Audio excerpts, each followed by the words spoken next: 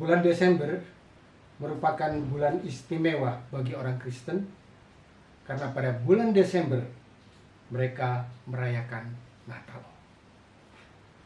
Pohon cemara atau yang biasa disebut pohon Natal dengan segala pernak-perniknya menghiasi rumah-rumah orang Kristen. Jalan raya, mal, dan tempat-tempat keramaian dihiasi dengan lampu-lampu yang indah dan juga hiasan Natal. Ketika kita masuk ke mal, alunan musik lagu Natal menerpa pendengaran kita. Tidak salah kalau salah seorang menyebut bulan Desember dengan sebutan musim Natal atau Christmas season. Sebelum kita merenungkan apa yang ditulis oleh Matius tentang Natal, mari kita berdoa. Bapa dalam surga yang kami puji dan kami muliakan, kami datang ke hadirat-Mu pada saat ini Tuhan Yesus. Kami bersama-sama ingin menyiapkan hati dan pikiran kami untuk merenungkan kebenaran firman-Mu. Berbicaralah dan biarlah firman-Mu boleh menjadi berkat bagi kami. Dalam nama Tuhan Yesus kami berdoa. Amin. Renungan pada hari ini saya beri judul Nubuatan telah digenapi.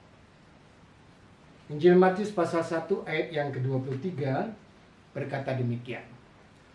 Sesungguhnya anak darah itu akan mengandung dan melahirkan seorang anak laki-laki.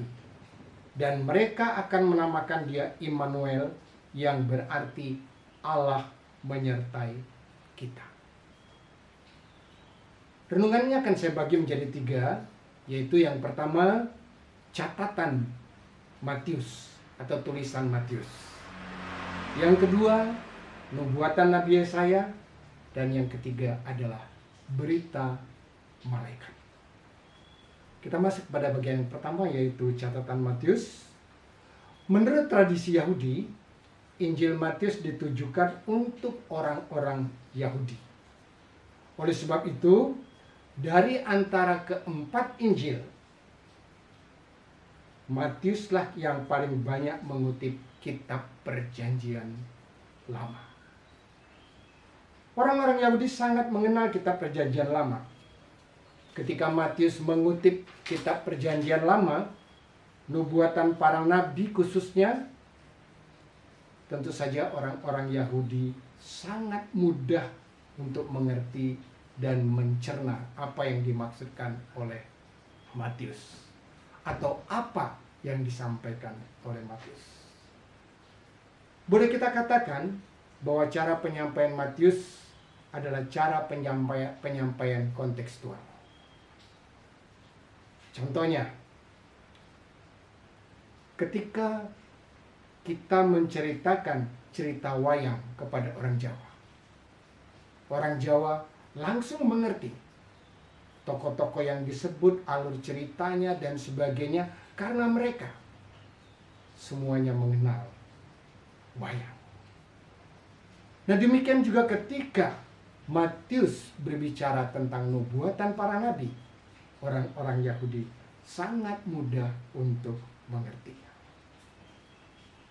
Injil Matius pasal 1 ayat yang ke-23 ini adalah nubuatan Nabi Yesaya yang dikutip oleh Matius.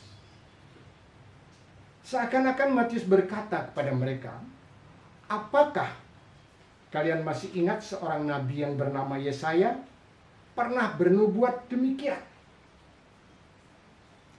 Tentu saja mereka semua ingat, bahkan mungkin mereka hafal nubuatan ini. Kita masuk pada bagian yang kedua. Bagian yang kedua adalah nubuatan Nabi Yesaya. 600-an tahun yang lalu, Nabi Yesaya Nabi Yesaya menguatkan Raja Ahaz bin Yotam yang sedang ketakutan karena ancaman musuh yang akan menyerang. Dalam peristiwa itu kerajaan Yehuda sangat terancam dan seakan-akan tidak ada harapan lagi. Tapi Nabi Yesaya menubuatkan pertolongan Allah dan akhirnya bangsa Israel menang. Nah, pada saat itu Nabi Yesaya juga menubuatkan apa yang akan terjadi pada bangsa Israel di suatu saat nanti. Dan firman Tuhan berkata, sebab itu Tuhan sendirilah yang akan memberikan kepadamu suatu pertanda. Sesungguhnya seorang perempuan muda mengandung dan akan melahirkan seorang anak laki-laki, dan ia akan menamakan Immanuel. Nubuatan yang diucapkan oleh Nabi Yesaya ini menjadi pegangan dan harapan bagi bangsa Israel. Khususnya ketika mereka dalam pembuangan di Babel selama 70 tahun. Immanuel artinya Allah beserta kita. Jika Allah beserta kita, tidak ada musuh yang mampu untuk mencelakakan, apalagi mengalahkan bangsa Israel. Itu yang terpikir oleh mereka. Nah, Matius menjelaskan kepada bangsa Israel bahwa apa yang Allah nubuatkan pada zaman perjanjian lama telah digenapi melalui kelahiran Tuhan Yesus. Bagian yang ketiga, berita malaikat yang ditulis oleh Lukas dalam Injil Lukas pasal 2 ayat yang ke-11. Nubuatan dari Lukas ini memperjelas berita yang disampaikan oleh Matius, khususnya untuk orang-orang non-Yahudi. Demikian firman Tuhan yang ditulis oleh Lukas.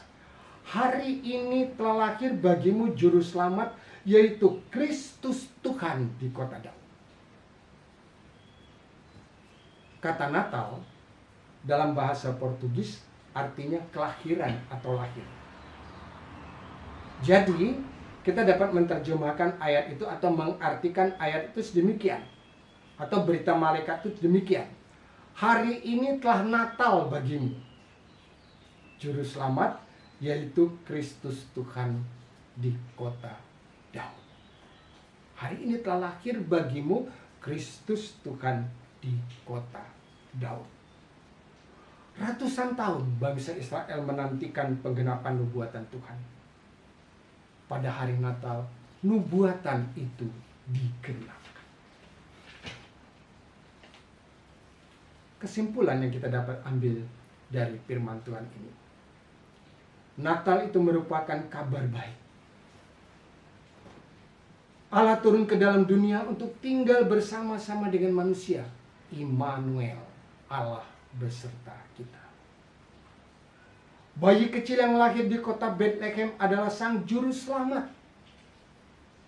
yang suatu saat nanti akan mati di atas kayu salib untuk menyelamatkan manusia dari hukuman dosa. Setiap orang yang percaya kepada Tuhan Yesus tidak akan dihukum lagi, melainkan akan beroleh hidup yang kekal.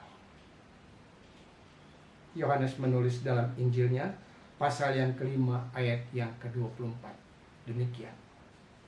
Aku berkata kepadamu, sesungguhnya barang siapa mendengar perkataanku dan percaya kepada Dia yang mengutus aku, ia mempunyai hidup yang kekal dan tidak turut dihukum, sebab ia yang sudah pindah dari maut ke dalam hidup. Yang dimaksudkan oleh Yohanes di sini adalah bayi yang lahir pada hari Natal itu. Barang siapa yang percaya kepada Dia tidak akan menerima hukuman lagi, tapi dia sudah berpindah dari dalam mati ke dalam hidup.